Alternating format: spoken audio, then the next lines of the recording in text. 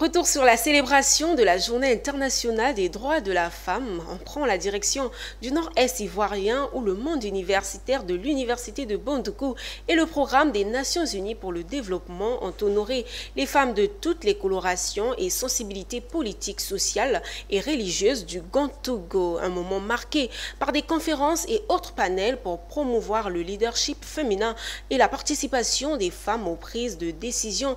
On voit tout ça avec Anissé Kouadiou, notre correspondant sur place. Toutes belles, arborant fièrement les couleurs du pain du 8 mars, elles sont venues nombreuses à l'université de Bondoukou pour la commémoration de la Journée internationale des droits de la femme, organisée par le programme des Nations Unies pour le développement en collaboration avec l'université de Bondoukou.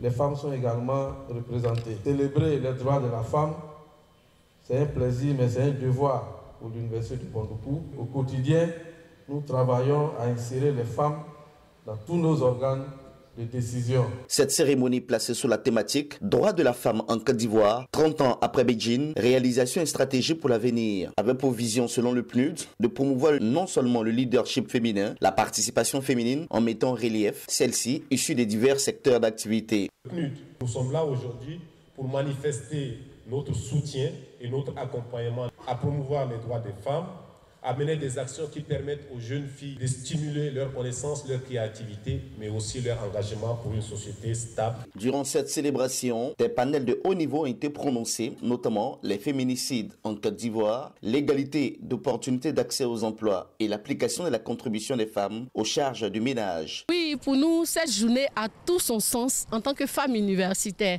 C'est vrai, il y a eu des avancées, mais il y a encore beaucoup à faire. L'occasion pour des femmes aussi de pouvoir s'affirmer. La voix de l'État de Côte d'Ivoire a été portée par le secrétaire général de la préfecture qui représentait à cet effet le préfet de région empêché. Nous devons redoubler d'efforts pour conduire une société où chaque femme et chaque fille pourra réaliser son plein potentiel sans discrimination ni violence.